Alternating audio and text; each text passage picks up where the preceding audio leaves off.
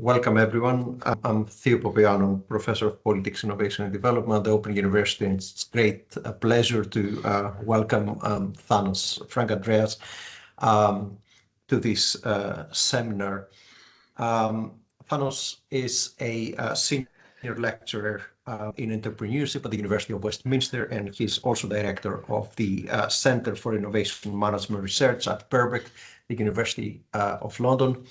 And he's been working for a long time on questions around innovation and inequality. And his talk today will focus on that. Thanos will be talking for about 25, 30 minutes, and then his talk will be followed by Q&A. So without further ado, I will ask Thanos to deliver his talk today. Thank you very much. Let me see. Can you hear me? Yes, you can. Okay, great. Good morning, everyone. Actually, good afternoon. I'd like to thank you and the colleagues for the invitation to your seminar. I think I followed one of your seminars a few months ago. I was about Dorian Massey, so I'm very happy to be here with you today. Now, my talk today is about a paper that I've kind of been working on for quite some time. I'll tell you a bit more about the what I call the genealogy of the paper. So where it started and how it evolved. So actually, I wrote my PhD thesis on innovation systems and inequality. That was at Birkbeck at some time back. And the way I structured my PhD thesis was around papers, and I really liked the idea of working with papers. So there were a few papers there. So one of the papers was about the innovation and equality literature. So I did this critical literature review, was a chapter 2, I published it. Then the chapter 3 was more like a philosophically inspired approach to innovation studies and the question of case studies and whether we can generalize from one case, and then I used critical realism as a philosophical perspective there, and dialectics as well. And at some point I moved to the empirical aspects of my research, and that was case study analysis on innovation systems in Germany. I used to work in Germany at the University of Frankfurt, and it was also the right time, the right place for me to conduct that research. So today the paper I'll present is basically, my talk is based on that paper. Working paper is submitted to a journal. It's under review, and I'm really looking forward to hear your thoughts and ideas or critical comments. Now, a bit of the background. So innovation and equality. So I don't like labels usually, but one of the labels that I'm happy to carry is the innovation studies scholar, innovation studies or innovation scholar. Then when I started back then, I was doing my master's studies on innovation, and I was inspired also by National Imperial Economics and Chris Freeman and his approach to innovation studies. And one of the, and that time was around like mid 2000 or late 2000. So you can guess more or less how old I am. Then what I was intrigued by is the this kind of pro-innovation bias, the positive view that innovation is a kind of a cure-all. So if we innovate, we can create growth, we can create wealth and prosperity, and also we can reduce inequalities as well. But at the same time, when I was looking at the statistics, the OECD statistics, I could see that there's rising inequality. And that sort of prompted the question, how innovation shapes inequality. So I was looking into the literature back then, and I could see innovation scholars. There was actually no paper from innovation scholars on innovation equality. So they were mostly mainstream economists. And then over time, I've noticed that there was a kind of a vivid interest in innovation and equality. So that interest over the years emerged into a cross-disciplinary interest. And today, if you just go to any scholarly database like Web of Science or Scopus and you type innovation and equality, you'll find a lot of papers from economists, geographers, development studies scholars, and I think Theo has touched upon this topic in his work. You see organizational scholars caring about this topic, sociologists and political scientists.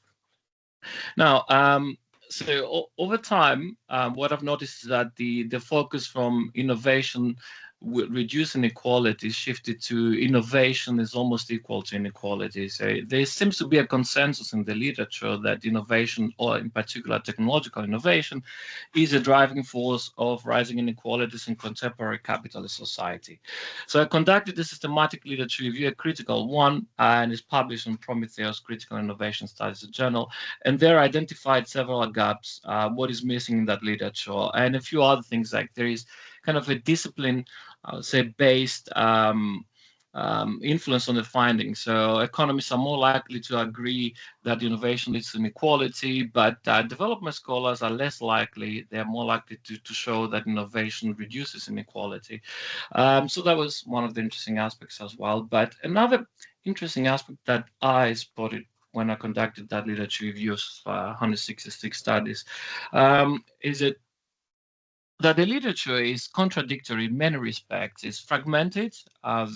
There is a cross-disciplinary interest, but in the end, it's just about one discipline dominating the entire field, the entire literature, and that discipline is actually the field of mainstream economics and mainstream labor economics in particular. So when you look into the literature on innovation and inequality, most of our knowledge is shaped by the skill bias technological change account and its variants like routine-based and task-based research on that. So that's basically what we know at the moment about innovation and equality. I need to emphasize, of course, that we know a lot more if we go back into 1960s and 70s, where at least the Marxian approach, it was more popular in sociology and geography. But somehow that theoretical aspect on innovation and equality is not considered, or is, if when it's considered, is reduced into a variable. For me, when I was looking at the literature, I could see there is a kind of a very important contradiction. As an innovation scholar, one of the things that I learned also as an innovation student is that innovation is a collective process. So we know that there are several innovation models, conceptual models like innovation systems. Some of them call them frameworks, analytical frameworks, clusters, industrial districts, and now the ecosystems as well. So we have this sort of assumption that innovation is a collective process, and it's definitely one of the core hardcore assumptions of our field.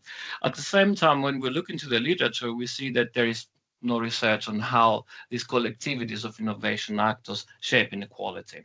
And that was for me sort of the not only just the knowledge gap, but also I'll say the impetus, the motivation in my research in that paper. So the question I posed, the question I wanted to address in that paper, in that study, was how do innovation systems shape the distribution of income in contemporary capitalist society?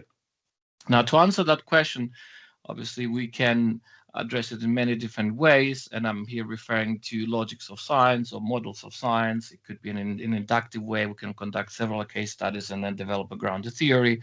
We can also follow the deductive model of science, which I oppose it in many, many ways, or we can follow the abductive or retroductive model of science. In my research, what I did, I kind of used the retroductive model of science, and in particular, I pose the transcendental realist questions from Basca and a few other critical realists. That question, if we apply to innovation systems, it's kind of simple. What must be the case for an innovation system to shape inequality? That's an ontological question, not an epistemological one. We're not interested into what is the impact of innovation on inequalities. What must be true for innovation to shape inequality?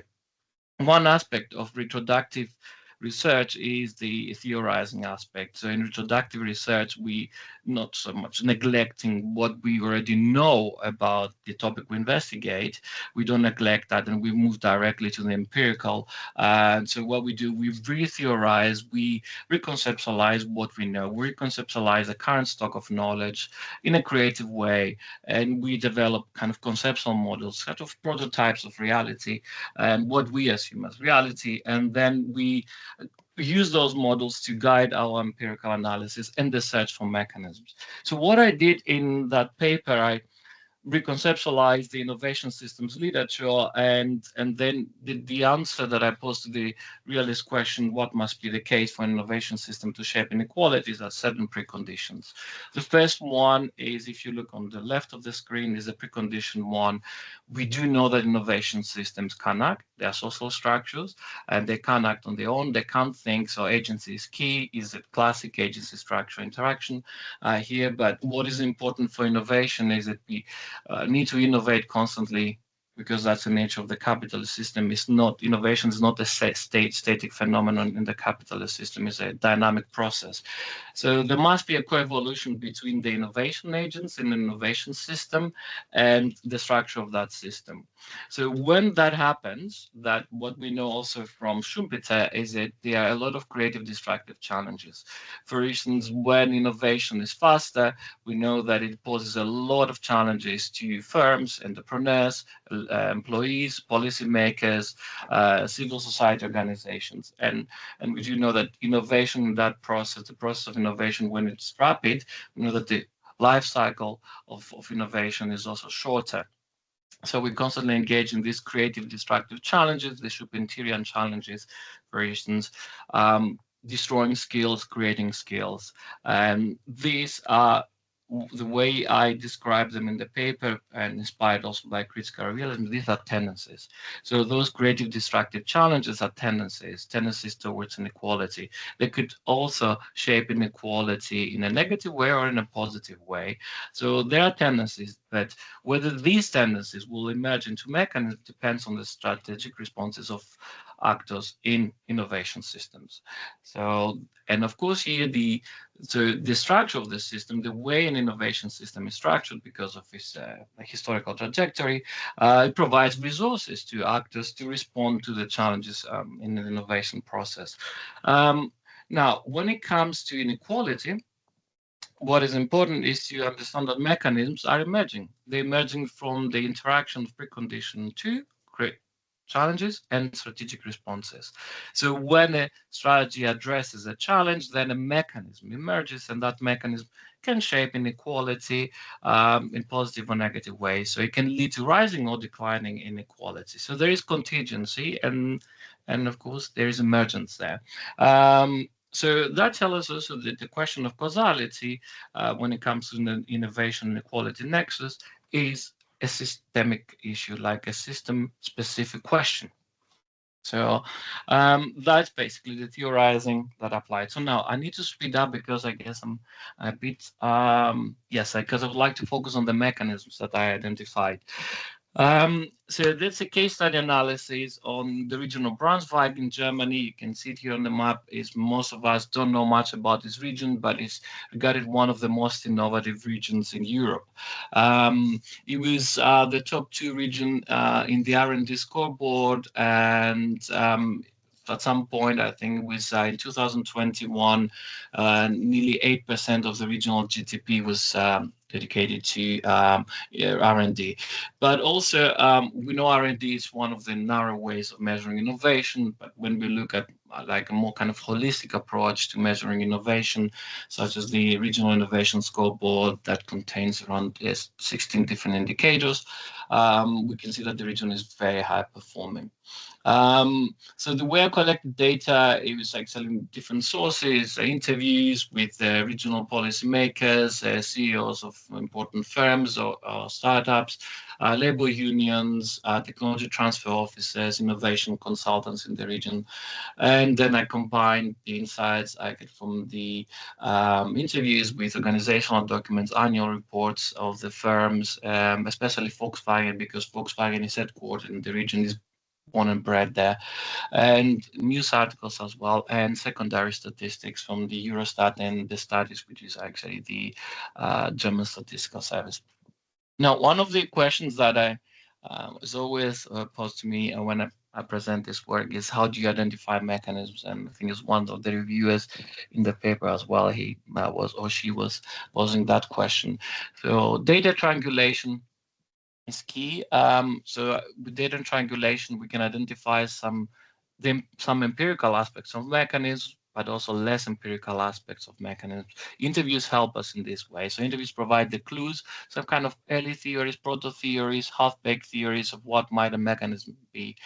And also the process, you can see in this second graph and at the center of the screen, how the observations from the data and triangulation emerge into themes and then into mechanisms. I also use analogies and metaphors, and I know some of you here are doing your PhD, and I think in the early stages of identifying a mechanism, metaphors and analogies could be very helpful. For instance, one of the mechanisms that I identified earlier was I used the analogy of metaphor with Goliath versus David, because I observed that large firms had an advantage when it comes to acquiring skilled labor over smaller firms in the region.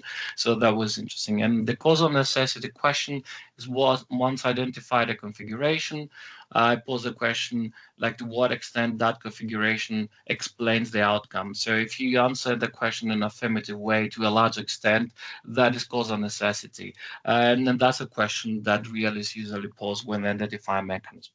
Now, that's the region of Brunswick, the regional innovation system. I map it out because in the conceptual model, the retroductive one that I mentioned earlier, structure is key. So you can see it's a very dense regional innovation system, firms, support organizations, and extra-regional networks as well. And it's quite common for the coordinate market economies of Europe. So we know that they have this kind of dense institutionally rich support systems. But I just wanted to give you an overview of that system. How does it look like when we map it out? Now, 8 mechanisms emerge from the analysis. And what I would do, because I know that I have 10 minutes, I'll just look at some mechanisms and the ones that I think they might be more interesting for the audience, and then I may skip some because due to the interest of time. Now, the first mechanism that emerged from the analysis is the core periphery competence concentration. What I observed is that the regional actors face a challenge. They're a big challenge. It's a small region. They need to be globally competitive. The automobile industry is central to the region, but the automobile industry has this global production network. Volkswagen is one of the largest car manufacturers in the world. The suppliers as well are there. They have this cluster, but this cluster needs to be globally competitive. And what they did, they brought different knowledge bases, regional bases together, and they created what they call the mobility competence. But in the process of doing that, they had this kind of core periphery strategies. They emphasized, or they put a lot of money and emphasis into the largest cities in the region because the region is polycentric. There are smaller districts, they call them districts, rural areas, and then there are the 3 big cities with the region, the city of Brunswick, Wolfsburg, and Salzgitter, the 3 largest ones. And a lot of innovation policies, including the research airport that it used to be there due to the after the Second World War and the Cold War, and it used to be there, and they put a lot of money to that airport, research airport, and Volkswagen was a major player, the state of Lower Saxony. So these innovation policies became more clustered, but towards the big cities and towards the core of the region. And then some of the interviews, they emphasize that we have a regional income gap, and that prompted the question, how can I verify that? And then I collected these statistics from the Eurostat and also the regional statistic in Germany. So here I put the arrow to see that on the bottom, we can see that the standard deviation on the GDP per capita, but also what we call the productivity, labor productivity per city in the region, so increased significantly. So we have such a huge increase. For instance, the poorest city, sort of poorest city in the region, the income in 2017 was around 20K, and then if you look at the largest cities, of Wolfsburg is 170K. You can see, and over time that actually increased significantly. So we can see there is a huge regional gap increases over time. And if we look at this mechanism, the theoretical relevance into this mechanism is that, first of all, the literature on skill-biased technological change, the mainstream labor economics literature, neglects this core-periphery structure or the concentration of the ability to innovate in a few places or a few actors. But the mechanism resonates with the Marxian political economy literature, also the late work of Schumpeter, the Schumpeter Mark II, as we call it, and also some research, recent one, innovation research that links innovation to concentration. And there is also a literature in regional innovation systems that look into new growth paths, how innovation systems and innovation creates growth paths. And we can see that the new growth path that it was created in the region led to structural polarization. And innovation policies play a key role in that process. So innovation policies are part of reproducing an unequal structure within an innovation system. And that's, I think, an interesting takeaway from that mechanism. Now, another mechanism that emerged from the analysis is that the regional innovation system is dense. There are more than 250 innovative enterprises. And as we can see, when we look into the regional innovation scoreboard, the European one, we see that the region scores very high in terms of innovative SMEs. I think it's around in the 16th position out of 240 regions in Europe. But one of the things that emerged from the analysis is that, and the interviews were instrumental in this regard, is that despite that the region has this rich innovation system, innovation won't happen if large firms are not involved in that process.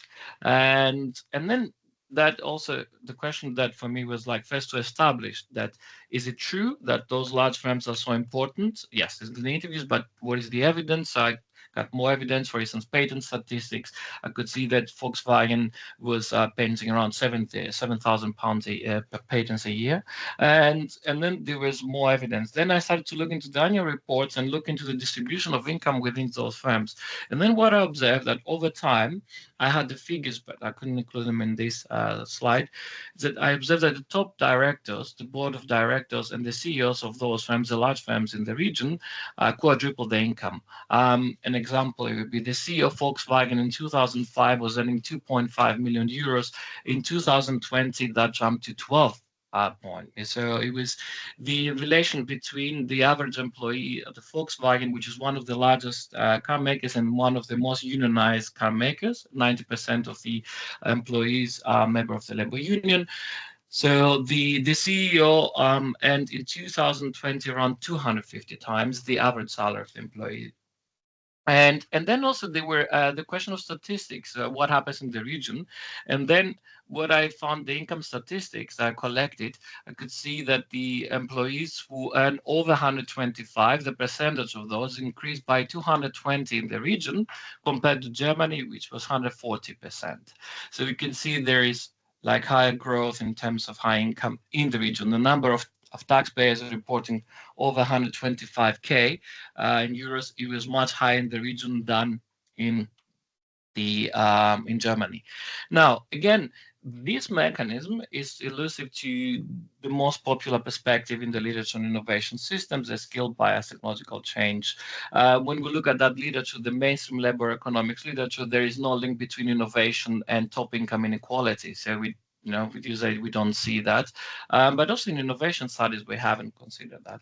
Another interesting contribution of this mechanism is to the work of Mariana Mazzucato and William Lazonik. I know that Mariana Mazzucato used to be at the Open University, and it might be something interesting here, an interesting sort of connection. Lazonik and Mazzucato in 2013, they published a paper, The Risk-Reward Nexus, that innovation is a risky process and the rewards may be captured by not actors who actually contribute to the innovation process. What this mechanism tells us is that for the hypothesis that Lazonik and Mazzucato proposed, for that hypothesis to hold true, innovation systems have to have certain structural dependencies and liabilities. Otherwise, these extraction strategies that Mazzucato and Lazonik argue won't be there. So there has to be this structural dimension there, and I think that mechanism helps that. Now, I think I have 4 or 5 minutes, Theo. Do you have 4 or 5? Yeah, Okay, so I will skip it. Then I will just be. This is another mechanism that I will skip it because I would like us to have more time to discuss. Um, This is an interesting mechanism. The mechanism four is one of the things that emerged from the analysis is that there is a challenge of technological unemployment in the region. That challenge is not recent. It's been there for the past 20 years. There's been the automation in the factories, robotization, but also the transition to services. There was that element there too. But when I spoke to the labor unions and to some others, that what it emphasizes is that we see robots coming into the production line, and we see that the suppliers of the car industry, but also the regional firms, the manufacturing firms, they tend to automate and install robots in the production line. And what we see that the jobs that they're getting lost, the jobs that are usually occupied by men of certain education, usually low education, but they used to work for those firms for a very long time. So there was that component there that the old age technological unemployment, from what I observed there. And I saw it also in the statistics. There are some statistics. The absolute number of people that they are over 55 and unemployed quadrupled the past 2 decades in the region. And one of the things that emerges is that when these people become unemployed, there is no strategic response. So there is no like basically what these people would do, where they will find a job or how can the welfare state provide for them. So there is not a proper strategic response. And so what I observe is rising absolute poverty and relative poverty in the region. There are some statistics that are included. But what was interesting as well, that the same challenge for technological unemployment is that some, especially the large firms and the regional policy makers, they had this what I call gender-friendly alliance. They started thinking, oh, we are a peripheral region, and we need to think of how to attract and retain skilled labor in the region. So we need to have a more holistic approach to employees. So we need to think of their families, of the support system, because a lot of the students, because the region has 3 universities and they have around 22,000 students in there studying, but they leave after they graduate. They go to big cities, Hamburg, Frankfurt, Munich, and somehow what emerged from the interviews is that the young skilled labor finds the region a bit boring, industrial, and not exciting. They also face an aging population issue there. But what was interesting is that the same challenge, the challenge of technological unemployment, when it was addressed with this kind of female-friendly employment strategies, there were the regional gap between men and female, the income gap was reduced. And that's an interesting aspect that I think is that the same challenge in the innovation process, if it's addressed with a different strategy, a more inclusive one, can lead to declining inequality. This is the mechanism that I will focus on, and I will move to the conclusions because I think we're running out of time. One of the things that emerged also from the analysis that there is a significant shortage of skilled labor in the region. Now, when we look into the mainstream economic literature, we see that the labor markets play a key role into that, and there's a supply and demand mechanism, and so on and so forth. But one of the things that was important in the analysis is that there is a big problem between the large and the smaller firms. The large firms can afford paying young graduates, skilled talent, 80,000 euros a year, but the small firms can't. So the small firms can't really get the young talent they need to innovate, and that was actually the skilled talent in the region has become, it was at least for a while and to the present day, from what I read in the local newspaper, is that it's still like a big issue for the region. Now, and that led to the rising middle top to income inequality. And here are some statistics, if you look on the arrow. So the employees or the taxpayers who report an income between 15,000 to 125,000 euros is increased by 60% between the late 90s to mid 2015. In Germany, it's 40. So what does mechanism tell us in terms of theory is that the skill premium, mechanism as conceived by the mainstream labor economics, doesn't take into consideration these non-market aspects, especially the power struggles between large and small firms in innovation systems. And that mechanism has also some theoretical implications for the innovation productivity paradox in the OECD economies, because it shows us that this kind of structural inequalities and the way large firms acquire skilled talent in local economies is also linked to declining business dynamism and the concentration of the innovative capability in a few firms, especially large firms. Now, I'm going to move to the very last bit because I think we have enough time to discuss. I skipped some mechanisms. So now when we take the mechanisms and we bring them back to the conceptual model, the retroductive model, we see that there are certain challenges, 4 key challenges in precondition 2 on the top of the figure, and then there are 8 strategic responses. And then when we combine them, we get 8 mechanisms and we have different inequality outcomes. We have rising inequality through some mechanisms, declining inequality through other mechanisms, and some mechanisms shape top income inequality, others shape the mid to top income inequality. That's very interesting. So what does this tell us about innovation systems? That innovation systems exercise a very complex impact on the on inequality, but they also do both. They generate and ameliorate or mitigate inequality at the same time. It's not just either this or that, as the literature tell us. So they do both at the same time, and they do it through 8 mechanisms. So it's definitely more complex from what we read in the standard econometric papers. Now, obviously, the theoretical contribution is that we see that there are different mechanisms and innovation systems can do both, but also what the paper does and the implications of the paper is that we move away from the debates on markets versus organizations or institutions, and we see that innovation systems do matter. So all collectivities of innovation actors, of factors such as clusters and innovation systems, ecosystems do matter to inequality. So there are some interesting policy implications from that. When we look into the literature, we see that the debate is about, inspired by Piketty, for instance, on how to reduce inequality. We can have a global progressive tax. Then there are some scholars who look into trade unions or strengthen labor unions and the collective labor power. Also, the welfare state has been under austerity, under the attack of neoliberalism for quite some time, and increasing the minimum wage. Some scholars argue for that, or looking into competition policy and how to coordinate education and labor policies, for instance. The labor economists argue for that. The paper, of course, the findings of the paper don't contradict those, but what they tell us is that innovation systems can be structural drivers of rising inequality, but also arenas to ameliorate it.